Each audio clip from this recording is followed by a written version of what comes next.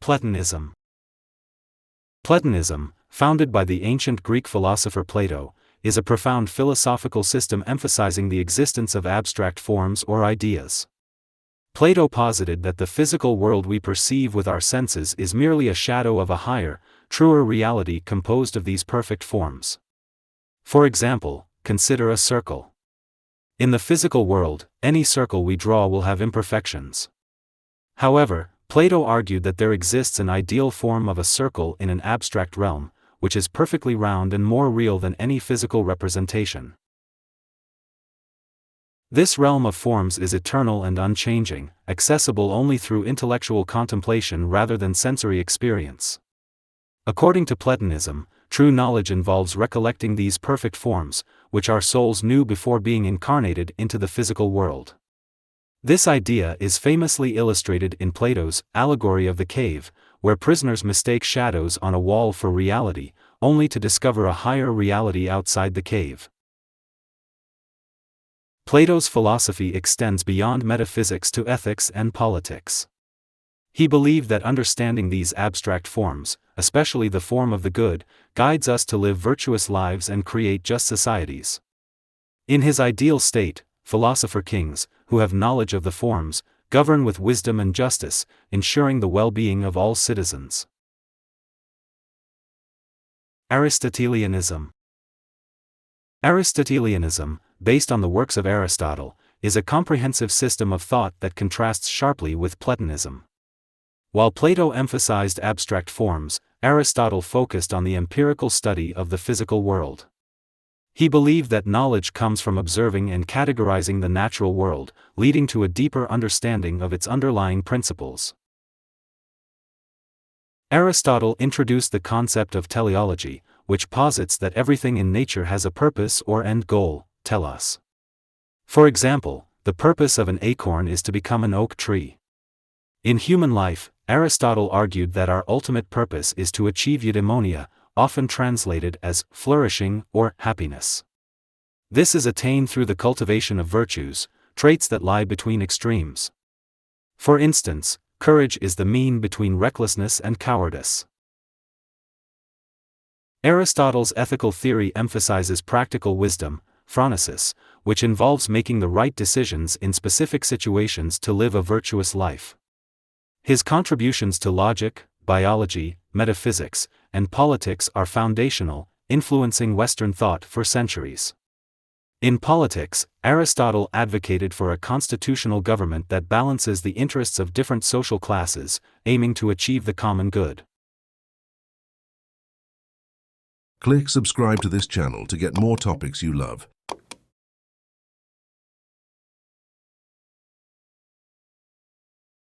Stoicism. Stoicism is an ancient Greek philosophy that teaches the development of self-control and fortitude as a means to overcome destructive emotions. Founded by Zeno of Citium and later developed by philosophers like Seneca, Epictetus, and Marcus Aurelius, Stoicism emphasizes the importance of virtue and wisdom in achieving a good life. Central to Stoic philosophy is the distinction between what we can control and what we cannot. Stoics believe that while we cannot control external events, we can control our reactions to them. This means focusing on our own thoughts, actions, and attitudes, and accepting external circumstances with equanimity. By practicing virtues such as wisdom, courage, justice, and temperance, individuals can achieve a state of tranquility and inner peace. Stoicism also teaches the concept of living in accordance with nature and reason.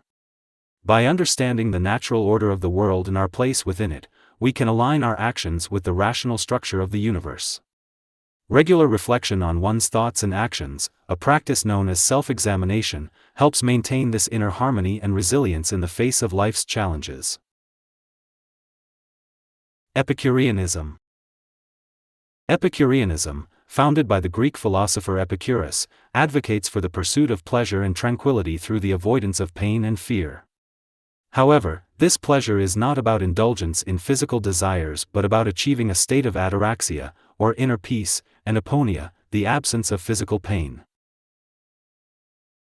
Epicurus taught that the key to a happy life is to understand the nature of the world and limit our desires to those that are natural and necessary. Simple living, the pursuit of knowledge, and cultivating friendships are central to Epicureanism. By reducing unnecessary desires and focusing on mental pleasures, we can avoid the anxiety and turmoil caused by unfulfilled wants. Epicureanism also addresses the fear of the gods and death, which Epicurus believed were major sources of human anxiety. He argued that the gods are indifferent to human affairs and that death is simply the cessation of sensation, thus not something to be feared. By embracing these ideas, individuals can live a content and peaceful life, free from irrational fears and excessive desires. Confucianism. Confucianism, founded by the Chinese philosopher Confucius, is centered around creating a harmonious society through proper conduct and moral virtues. Confucius emphasized the importance of relationships and the roles we play within them, such as those between ruler and subject, parent and child, and husband and wife. These relationships are governed by key virtues like ren, benevolence, righteousness, and li, proper conduct. By cultivating these virtues, individuals can contribute to the stability and harmony of society. Confucius believed that human nature is fundamentally good, but it requires cultivation through education and self-improvement. He advocated for lifelong learning and the pursuit of self-cultivation to become a junzi, or gentleman, a person of noble character who acts with integrity and wisdom. This process involves reflecting on one's actions, correcting mistakes, and striving for moral excellence. Confucianism also places a strong emphasis on filial piety, or respect for one's parents and ancestors. This respect extends to all forms of authority and tradition, promoting social cohesion and continuity. In governance, Confucius argued that rulers should lead by example, embodying the virtues they wish to see in their subjects. A just and benevolent ruler, guided by moral principles, would inspire loyalty and harmony in the state. Taoism. Taoism, originating in ancient China, emphasizes living in harmony with the Tao, which translates to the way or the path. The Tao is considered the underlying principle that governs the universe, encompassing everything in existence. Taoists believe that the best way to live is to align oneself with the Tao through simplicity, humility, and non-action, known as Wu Wei. Non-action in Taoism doesn't mean doing nothing but rather acting in a way that is natural and effortless, without forcing or striving. By observing the patterns of nature and understanding its rhythms, Taoists seek to live a balanced and harmonious life. This involves letting go of desires, ambitions, and rigid plans, embracing spontaneity and flexibility. Key texts in Taoism, such as the Tao Te Ching by Laozi and the Zhuangzi by Zhuangzhou, offer wisdom on how to cultivate inner peace and harmony with the world. Taoism encourages finding contentment in the present moment and appreciating the simple joys of life. By embracing the flow of life and accepting its changes, Taoists believe we can achieve a state of tranquility and alignment with the natural order. Buddhism. Buddhism, founded by Siddhartha Gautama, the Buddha, is both a philosophy and a religion that focuses on overcoming suffering through the Eightfold Path. Central to Buddhism is the Four Noble Truths, the truth of suffering, dukkha, its cause, craving and attachment, its cessation, nirvana, and the path leading to its cessation. The Eightfold Path consists of right understanding, right intention, right speech, right action, right livelihood, right effort, right mindfulness, and right concentration. By following this path, individuals can cultivate wisdom, ethical conduct, and mental discipline, leading to the cessation of suffering and the attainment of nirvana, a state of liberation and perfect peace.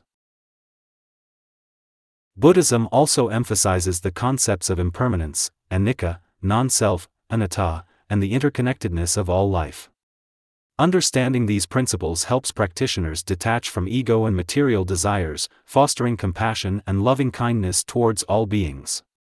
Meditation and mindfulness practices are essential in Buddhism, helping individuals develop awareness and insight into the nature of reality.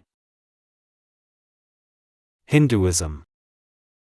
Hinduism is a major religious and philosophical tradition originating in India, encompassing a diverse range of beliefs and practices.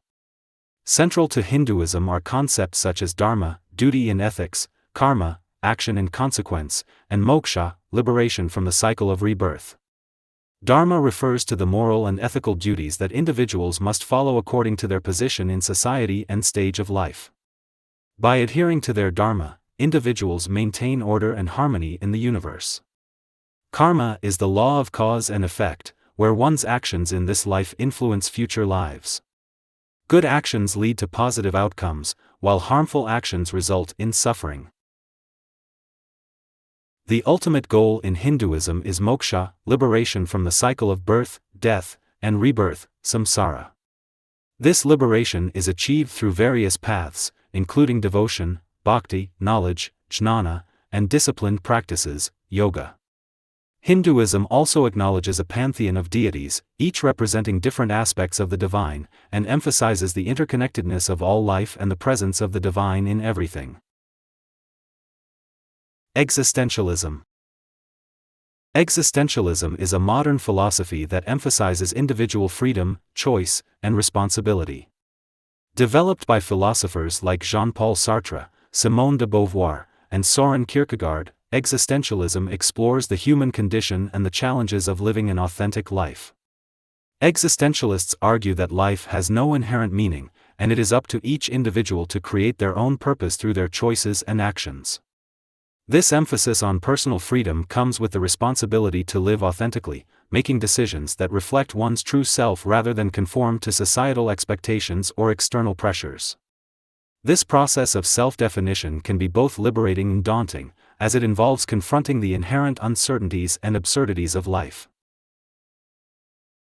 A key concept in existentialism is existential angst, or existential dread, which arises from the realization of one's absolute freedom and the weight of one's responsibilities. This awareness can lead to feelings of anxiety and alienation but also serves as a catalyst for personal growth and self-awareness. By embracing this angst and taking responsibility for their choices, individuals can lead more authentic and meaningful lives. Existentialist thinkers often explore themes of absurdity, freedom, and mortality. For instance, Albert Camus, in his famous work The Myth of Sisyphus, describes the human condition as inherently absurd, yet he advocates for a defiant acceptance of this absurdity. Existentialism encourages individuals to confront the realities of existence, acknowledge their freedom, and create meaning through genuine engagement with the world and others.